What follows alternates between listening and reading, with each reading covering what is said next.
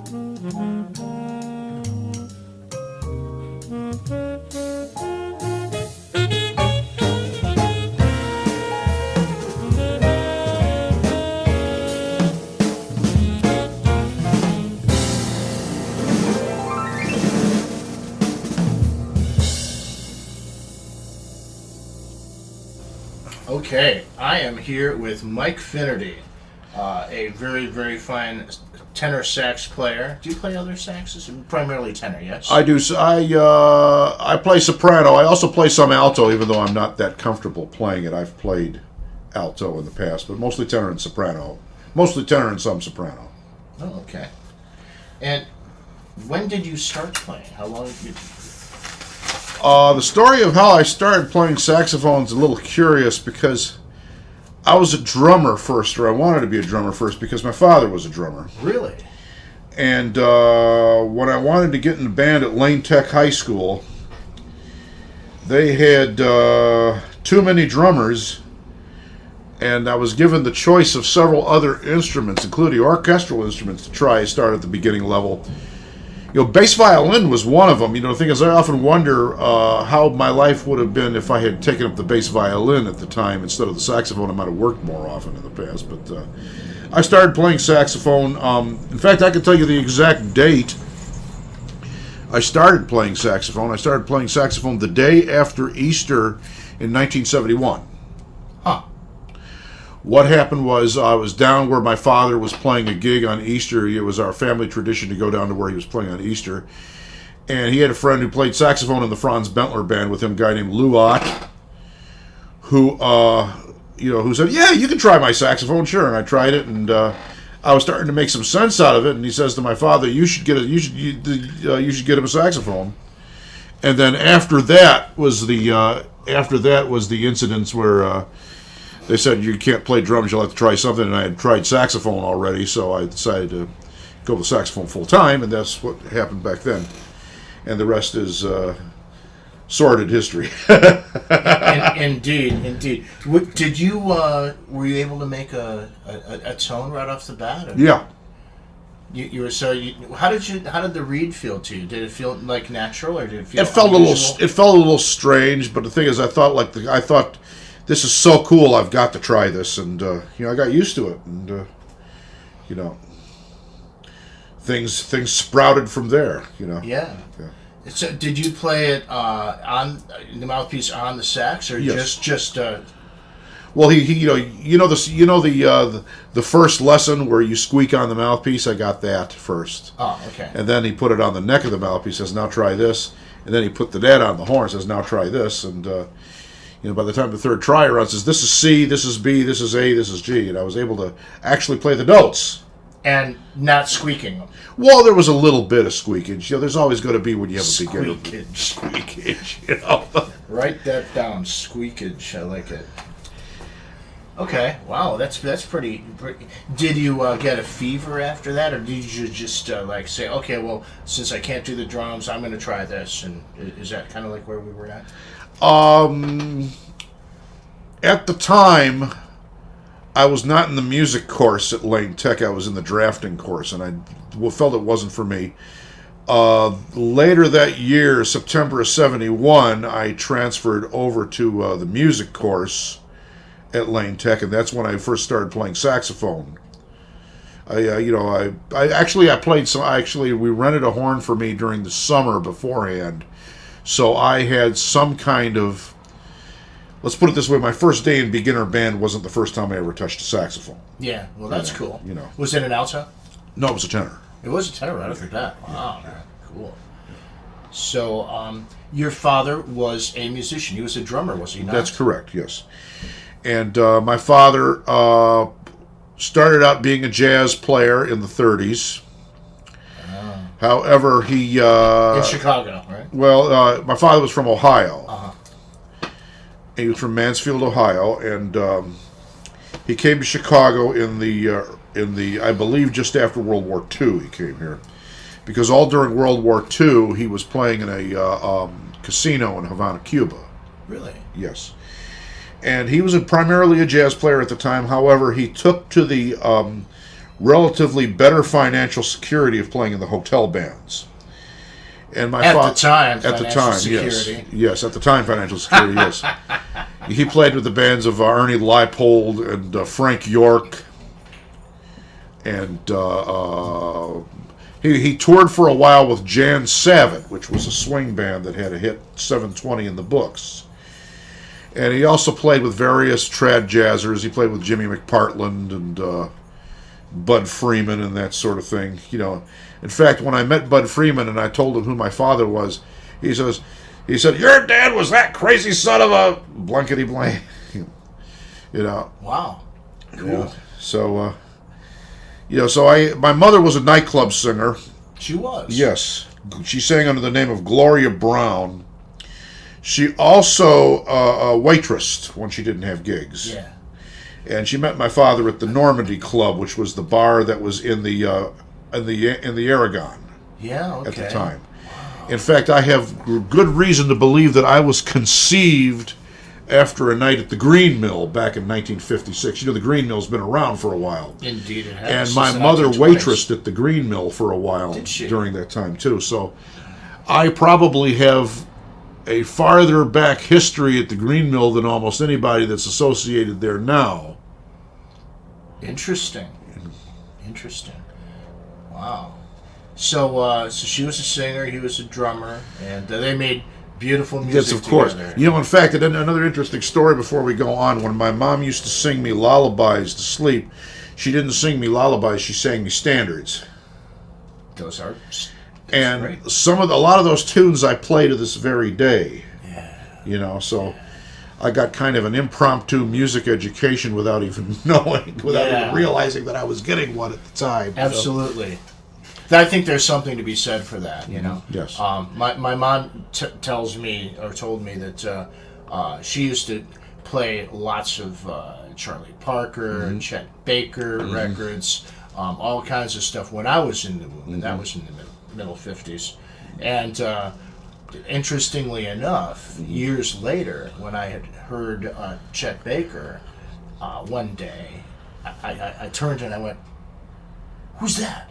It's like I heard my friend, you know? I mean, like, who is that? And then, he started playing trumpet and stuff too, and I was like, I know this. Well, after I started listening to jazz a lot more on a regular basis, I was saying, my mom used to sing this song. Yeah. That kind of stuff. Yeah. So, Yeah, but I was talking about in the womb, and of course later on, obviously, Yeah, did you always want to be a musician? Well, not in the womb, but sometime thereafter.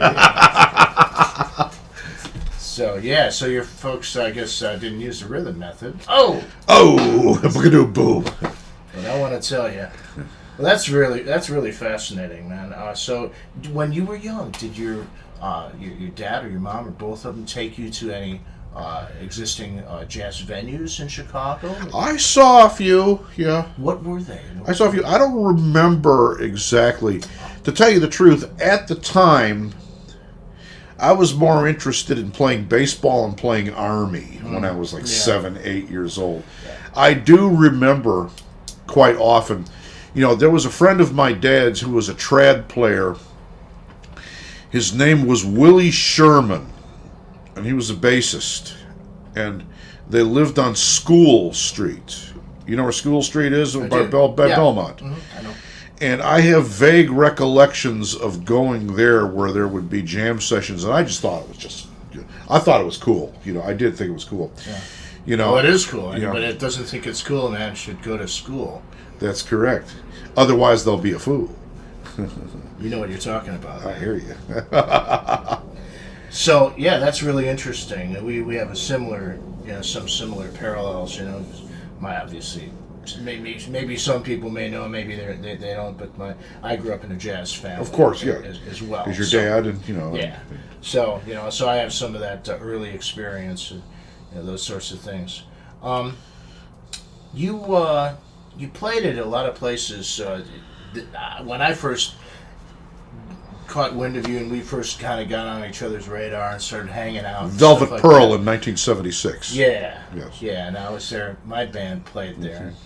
Tempest Fugit was the name of our group. I My recall brothers. that. Yeah. And In fact, your brother Brad and I have a standing joke that dates back to that time, because there was the guy who was promoting the music at the Velvet Pearl. His name was Ken Wittenberg. Ken Wittenberg, and he just thought he was cool. He was trying to be hip and cool. He was always say, "Hey, Dynamite! Hey, that's Dynamite!" Yeah. So Brad and I would make fun of that guy. We'd go, "Hey, Brad! Hey, Mike!" We go, "Hey, Mike! Hey, Dynamite! Hey!" And we still do that to this day. Yeah. Yeah, we do. Oh, I don't do it very often, but yes, I know exactly what it was, and I remember Ken very well. And hey, man, I say God bless to anybody who tries to promote jazz. And that was very good of him to at least attempt to do it. I remember he would drive around with his car, and he would have the posters for the gigs in the window of his car. Hey, whatever works. Yeah. He was the predecessor to the the ads that they have on cars now these days, man. Yes. Like for my school, I slap a magnet on the side of my van when I'm on my way to gigs or whenever I feel like it. If I want to promote my stuff, so that's pretty interesting, man. The times when we met was in the '70s, middle '70s, and there was places like Uncle Sam's and. Now you did a lot of playing. You went to those jam sessions down at the Croydon too, right? Yes, Eddie Shum. Why don't you tell me about that? One of the things that impressed me a lot about Eddie Shum was how many tunes he knew, and he was a major influence on remembering a library. So I would take it upon myself after that to try to learn as many obscure standards in addition to the jazz repertoire as possible, and to even use them as improvisational vehicles. The thing is, I'm not putting down using the real book, because the real book is a very, very good primer for people to first learn standards. But that's exactly what it is, though. It's a primer, and you should not be dependent on it. You should learn the tunes, and the thing is, I'm not going to be a hard guy and say learn it in all 12 keys. However, if you have practiced enough in your life, you'd be able to play in any key. Some of them might not be as fluid as others, but if you practiced, you'd be able to play something in B. Getting back to the real book and all of those fake books, those are excellent introductions. However, my advice to somebody who's just starting out is that don't depend on them. Learn those tunes and memorize them, and listen by ear. Learn enough harmony to be able to discern what the chord is without knowing what it is. Oh, that's a minor seventh chord. Sounds like it's in D. Yeah, 2-5-1 in D. Yeah. Okay, yeah, oh yeah, now it's going 2-5-1. Oh, 2-5-1 in F. All right, you understand what I mean? That's one of the things about my guitarist, Andy Meacham, is that he's got an ear as big as all outdoors, and I've heard him actually attempt to comp on tunes that he never heard in his life and get it right the second time through. The second chorus, so building an ear and being able to assess the flavor of each chord and the root movements without knowing that E minor A, D minor G is of utmost importance. I know people today that have been playing 30 years that still can't do it without the music, and they're supposed to be jazz players. And the thing is, I know this. I guess maybe it's, how should I put it? Maybe it's they just don't have enough faith in their ability to, or they're insecure about it. They shouldn't have to be. I'm not going to name names, but I know people that still use the charts all the time, and they don't have to. All right, we're going to be back with more with Mike Finnerty in just a little while, but right now we're going to switch gears and we're going to go to a band called Indofunk, a mixture of various styles, including jazz and Indian music and funk, and some groovy stuff. Recorded live at the Bitter End in New York City. This is the self-titled track called Indofunk by Indofunk.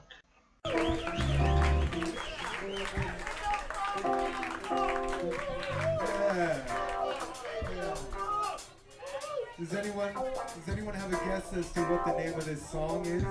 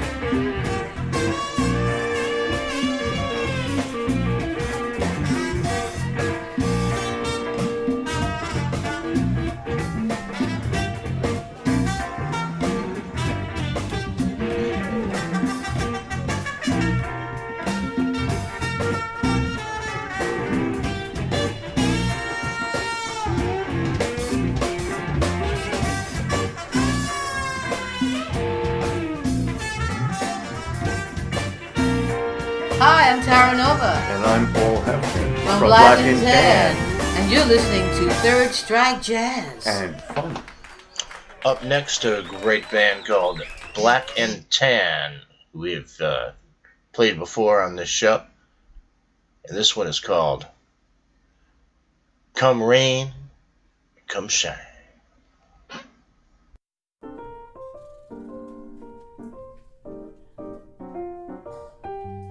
I'm gonna love you like nobody's loved you. Come rain or come shine. High as a mountain or deep as a river. Come rain or come shine. I guess when you met me, it was just one of those things. But don't you ever beg me. I'm gonna be true if you let me. You're gonna love me like nobody's loved me. Come rain or come shine. Happy together, unhappy together. Oh, won't it be fine? Days may be cloudy or sunny. We're in or we're out of the money. But I'm with you always. I'm with you, rain or shine.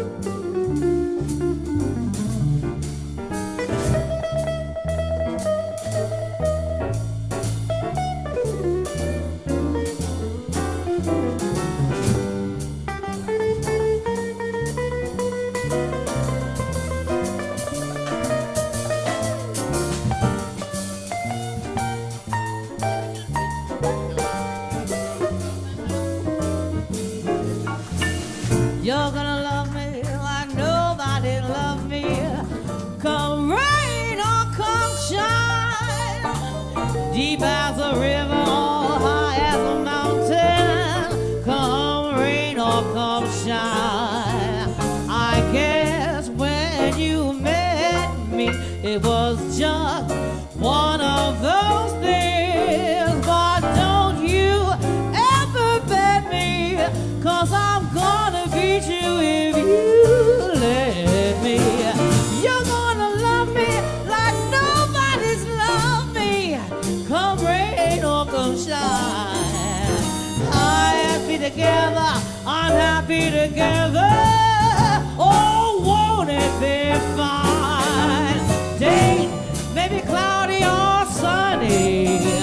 We're in or we're out of the money. But I'm with you always.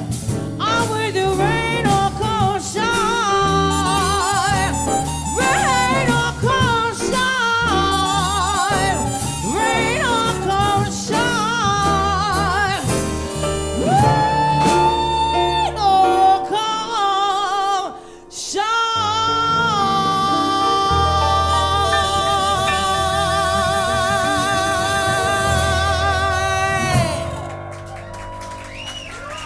So I am back with Mike Finnerty, and we are going to pick up where we left off, which was we were talking about Get Me High Lounge, the legendary Get Me High in Wicker Park, and it had its demise after how many years did it probably run? 8 years or something? I would say so. Let me see. Early 90s, I think Okay. it was. Yeah, because I remember being there in the early 80s. Yeah, I would say 80. I would say 82 or 83 on. Yeah, I would say that was pretty much. Of course, you know, someone will probably correct me and be right. But that's pretty much my estimation right there. You know. Yeah. So I actually, just between you and me, just as a side note, I actually known Butchie since 1970. No, wasn't he a regular at 950 and La Mer Viper, which were where you? Yeah, those were some of the places that I worked at and hung out and stuff. But yeah, Albanians as well. I had a punk band called the Nodes. We were the first band that ever played Albanians, which, interestingly enough, has a very sordid and very fascinating past. I'll leave that for later. But we played there, and Bushy was was a good friend of mine. I had known him since about 1972. And he was good friends of mine. I met him through a poet from Chicago named Jerome Sala, who was a very close friend of mine. And so Jerome is still a wonderful writer, and his books available all over the world. But Butchie was around, man. He was just around, and so I've known him. I go way back with him. So it was interesting to me when he actually somehow got some dough, or somebody gave him something, and he opened up to Get Me High, and that led to this whole legendary episode, of which you were an integral part. Yes. And your music, an integral part. Indeed. So for being such a legendary place, you had to like walk over the bandstand. Yeah, you had to To walk go to the through. bathroom. Yeah, you had to So walk that- through the bands. You know. That's legendary in itself. You know, there's a on YouTube. There's a film clip of us playing there. Dave Drazen put that out. Only it was videotaped after Butchie Butchie didn't own it anymore. A couple of a woman named Linda Von Vogt took the place over for a while, and it was that particular video was filmed during that era. She still had live music there. She could, to her credit, she continued the live music and handed to her for that. yes. So if anybody out there in Radio Land wants to actually see what the place looks like, there's various things on the internet. On Facebook, there's a page called "Whatever I Learned at the Get Me High Lounge." There's the aforementioned video on.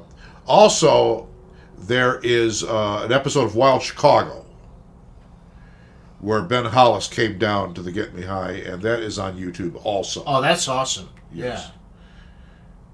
That's awesome. That's great. You are so very outspoken, and Sometimes I get myself in trouble for being so. Yeah, we've been friends for a long time, Mike, and I gotta say, that I've seen your conversations with people, particularly on the internet, Facebook, and for example, whether I agree with your politics or not, I have to say I respect you and your ideas, but gives me an idea that you're so motivated and so focused on a lot of these problems. Why don't you run for office? Why don't I run for office? Yeah. Probably the same reason why I don't have more recordings out. I don't have the money behind me. I don't think I would want to run for office. I don't think. How about something regional, something small? Sanitary district trustee. Dog catcher. Dog catcher. That's yeah. I think somebody with a veterinary degree probably would. I was being facetious, of course. Yeah, I understand. Yeah. But what are my politics? My politics is fair. My politics are fairness and lack of hypocrisy and equality. Those are good things to have, and for the lion's share of things that you believe in, I have a tendency to agree with you. So, but I just thought I'd bring that up because I wanted to get it out officially that somebody had nominated Mike Finnerty for a public office, and maybe it will ruminate in the general masses, and people will rise up. Hopefully, I actually have a distant relative who for a while was the mayor of St. Pete Beach, Florida. Do you know that I used to live there? Yeah, Mike, and his name was Mike Finnerty. Also, you can I read all that about name. that on the internet. I also. heard that name when I was down there, Mike. When I left Chicago in the early to mid -- that's where I moved to, and I lived on St. Pete Beach for almost 10 years. On a little pink bungalow with a palm tree, and and Mike Finnerty was a name that I ran across when I was there. He was the mayor of St. Pete Beach, and I had no idea that it was. How ironic! How ironic! So it does run in the family. It runs in the blood. So there you go. So I'm the first one to say. Well, I'm probably not the first one to say vote for Mike Finnerty because obviously many people have said that before, but not in your case. So I'm putting your hat in the ring, for whatever it is that you want to go for later. Okay. mayor of Chicago. No, you never know. I got to live there. Anything can happen. Man. Anything can happen. My daughter had a question for you. I said this, and this is my daughter Soleil. Wanted me to ask Mike Finnerty. Mike Finnerty. Why are you such a jerk? No. She wanted to. What is your favorite color? Blue. And why would that be? I don't know. I just like it. You just like it? It's nothing to do with the blues? Maybe. Might have something to do with the But blues. your eyes are brown. No, mine are blue. They are blue? Yeah. Well, mine are red right now, so maybe that's why I can't see it. All right. Well, you have been playing around Chicago for quite some time. Where are you going to be playing in the near future? My next engagement will be April the 15th, Wednesday night, at the Red Line Tap in Rogers Park, 7006 North Glenwood. $5 cover. Inexpensive drinks. The Red Line Tap is a wonderful, wonderful place. However, one caveat. If you want sterile, go someplace else. It's a dive bar. It's a very cool dive bar. It's a dive bar that has live music. It doesn't have very many jazz acts. I think me and Jimmy Bennington. I think there's one other band that has played jazz there recently. I don't remember the name. I believe it was the guy who was a guitar player. But it's mostly indie rock and some folk. The clientele are wonderful. They're very, very nice. It's a great room. Yeah, it's a very good room. I room. enjoy playing there. We are treated with the utmost courtesy and respect. My only complaint is that I would like to play there more often, or at least a little bit more often. But I'm not gonna, I'm not gonna make any waves. I'm glad to have what I have right there. Yeah, it's always a pleasure to go and check you out, man. You played there. I've been there about a year and 3 months now. Yeah, it's a great it's a great live venue, and if you want to go and check out, hang out at the bar, away from the music, and have a conversation with somebody without the music on top of you, you can do that. Yeah, Or if you have that option. Or if you choose to be in the music room, you're in the music room, and you're Yes. absorbed. You're in the mix. Which is Yes, great. yes. And so that's one of the amenities that you might find when you're there. That room actually goes back to I found things in the 1940s and 50s. The 7006 Club. That there was jazz being played there back then. I recall hearing that George Brunis, that sort of thing. Max, what's the guy? What's the pianist? Art Hodes and George Brunis, that sort of thing. Yep. My father used to play with all those guys. I used to hear all these stories. I used to hear these stories about this guy, Tut Soper. That's the guy that I saw that was playing there. Yeah. And he was into all kinds of little mystical things. Yeah.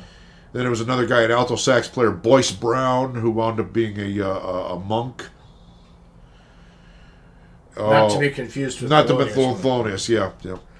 Oh, my father had these stories that were legendary. My father for a while lived in the Chelsea Hotel on Wilson Avenue. The music hotel. A lot of big bands. Yeah. And he used to tell me the story about there was the African American gentleman who had the shoe stand in the lobby. Of course, back then the politically correct reference was colored. Right. And they would always my father used to talk about the colored guy who had the best weed. They had the best gauge. They didn't call it weed then; they called it gauge. Yeah. Or I heard that term before. Yeah. And he said somewhere, I don't know where. Even though the guy did a masterful job on both shoe maintenance and shoe repair, which he was actually obviously a seasoned professional at. He said you could leave the guy your shoes and you'd have them repaired the next day. But that wasn't really what he made his money off of. He made his money off of selling Prince Albert cans full of right. gauge. Yeah. Back in the 40s, you get an ounce for $10. Yeah. Well, that's old school Chicago. It's very old school Chicago. That's how the city used to work, and it doesn't really work like that anymore, except maybe on the upper levels. Yes. But I used to be able to drive down Michigan or drive down Lakeshore Drive, and if you had your driver's license and you had a 20 right next to it, if you got stopped, it was always this is what I was taught. Yes, I've heard. My stepfather was a musician, and he's like, look, they stop you, man. Make sure that you give that to him. Say, look, I'd like to make sure that I want to. You think you could take care of the ticket for me? That sort of thing. Or, well, if you can't, how about the policeman's ball? Can we give a little something to that. Or how about beers are on me tonight? Well, that was like a more subtle method of, from what I understand, and that's how things used to work in Chicago. And there are people that, look back on those days and think that was actually a pretty good way to go about doing things. But, hey, who am I to know? That's great. I don't know nothing. I don't know nothing. You know what I'm saying? Yeah, what? Okay. Well, hey, Mike Finnerty, it was really, really great having you. It was a today. pleasure to be here. And I'm so happy that we were able to make it, and I look forward to seeing you in the very near future, and perhaps singing with you. And Of course, we'll come on down the 15th. there you go. Drown your tax troubles and sing the blues a little bit. There you go. I love it. All right, thanks so much for coming. You're back. very welcome. Have a great night, and thank you for joining us this Thank evening. you for having me.